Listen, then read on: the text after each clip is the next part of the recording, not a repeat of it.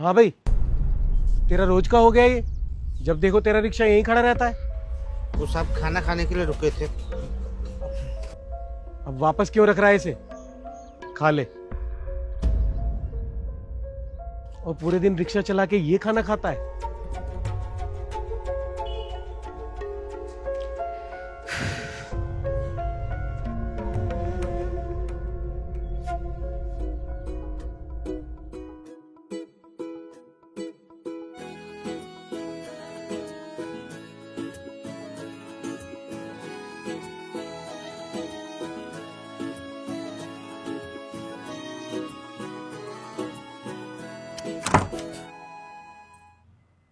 पर बेटा तूने कहा था कि मैं गाड़ी भेज रहा हूँ। भेजने वाला था पापा, पर शालिनी को कहीं जाना है तो। कोई बात नहीं बेटा, मैं यहीं कुछ देख लूंगा।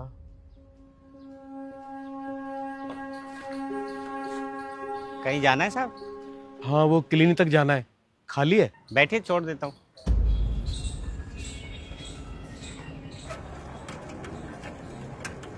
आप थोड़ी साइकिलिंग करिए और योगा करिए। बीपी शुगर फिर बढ़ा हुआ है आपका। खाने पीने का ध्यान तो रख रहे हैं ना? कितने कमा लेता है दिन भर में? 300-400 रुपया हो जाता है साहब। तो थोड़ा अपने ऊपर भी खर्च किया कर। मेहनत का काम कर रहा है, सेहत सही रहेगी। हमें क्या होना है साहब, हम तो एकदम ठीक है। बीमारी बोल के नहीं आया करती। साहब जहाँ जिम्मेदारी होती है वहाँ बीमारी का सोचने का टाइम किसके पास है। अच्छा रोक दे, यहीं उतरना है मुझे।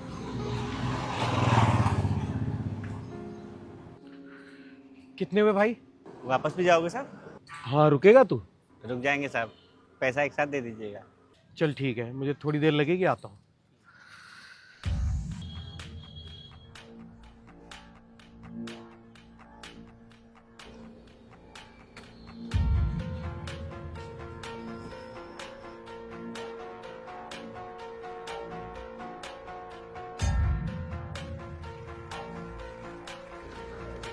क्या हुआ साहब आपको? बीपी शुगर बढ़ा हुआ है। वो क्या होता है साहब? खून में रक्तचाप और शक्कर की मात्रा बढ़ गई है मेरे। हमको अभी भी समझ नहीं आया। उम्र कितनी है तेरी? 50 तो हो गई होगी साहब। तो कभी किसी तरह की थकान, पैरों में सूजन, घबराहट कुछ हुआ है? कभी ध्यान ही नहीं दिया साहब। कमाल का आदमी है यार तू। आदमी है ये मशीन। मेरी उम्र के आसपास होगी तेरी उम्र भी, लेकिन कभी कुछ हुआ ही नहीं।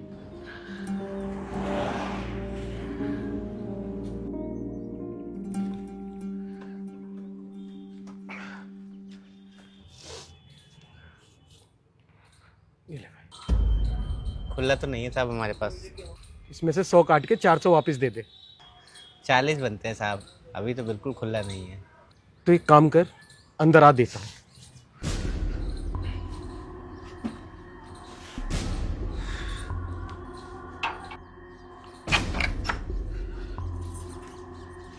आजा।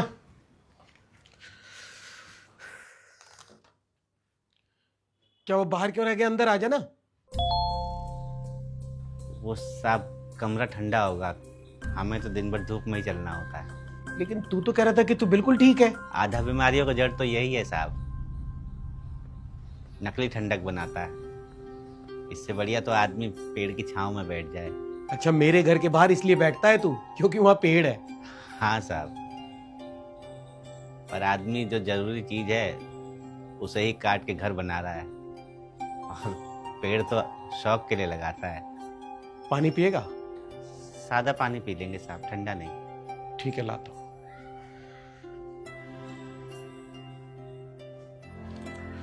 ये ले भाई।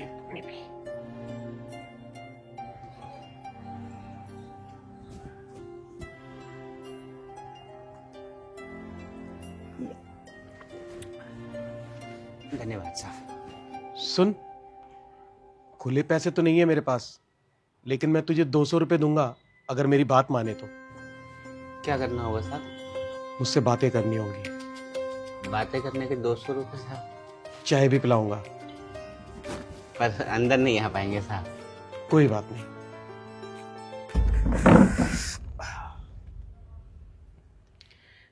तू भी हैरान हो रहा होगा कि मुझे तुझसे क्या बात करनी है। दरअसल हैरान तो मैं हूं। तू मेरी उम्र का है और दिन भर रिक्शा चलाता है। और उस पे खाने का भी कोई हिसाब नहीं है। क्या हुआ, बच्चे नालायक निकल गए क्या तेरे? नहीं साहब, इतना कमाई में बच्चों को इतना पढ़ा ही नहीं पाए कि वो हमसे दूर जा सके। तो सारे लोग मेहनत करते हैं और परिवार चलाते हैं। 5 लोगों का परिवार अकेले आदमी की कमाई से थोड़ी चल पाता है। पर मैंने अपने बच्चों को बहुत पढ़ाया लिखाया, और देखो इसी शहर में रहते हैं, लेकिन आज मेरे लिए उनके पास समय नहीं है। दोनों बेटे अलग रहते हैं मुझसे। अगर कभी मिलने चला जाऊं ना उनके घर, तो बहुएं मुंह बनाती हैं मुझे देख के। बहू तो हमारी भी हमसे खुश नहीं रहती साहब, पर हमारा बेटा जो है ना, पैसे की तंगी से ही सही, पर रहता हमारे साथ ही है। अच्छा एक बात बता, तेरी तबीयत कभी खराब नहीं होती? बीमारी क्या, ये सोचने का समय कहाँ है साहब। रोज कुआं खोदना है और रोज पानी पीना है। बीमारी के आड़े जिम्मेदारी आ जाती है। आप लोग सेहत के लिए साइकिल चलाते हैं और हम लोग जरूरत के लिए रिक्शा खींचते हैं।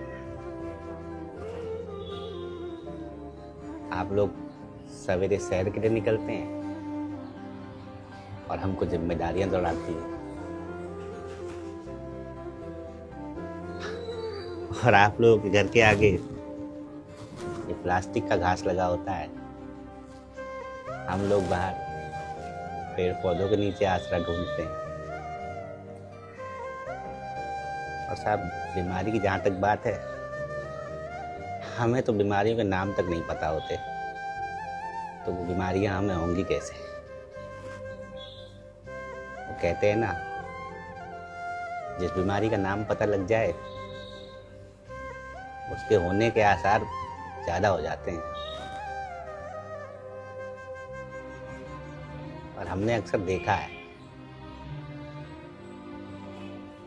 कि लायक माँ बाप की औलादें ही अक्सर नालायक निकलती हैं। आपकी असली बीमारी जो है वो आपका अकेलापन है। आपने सही किया, आपको बात करने के लिए एक साथी की जरूरत है।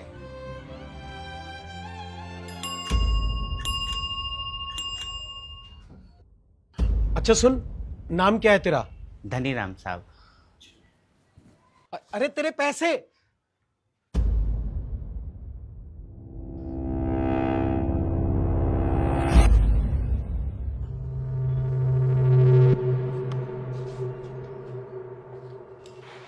धनीराम, बड़ा धनी आदमी हो रहा है तू। कल अपने किराए के पैसे भी लेकर नहीं गया। तो साहब सवारी आ गया था इसलिए चले गए। कहीं छोड़ दें? नहीं, आज तू पीछे बैठ, मैं चलाऊंगा। साहब अरे जा, घबरा मत, चला लूंगा, बैठ।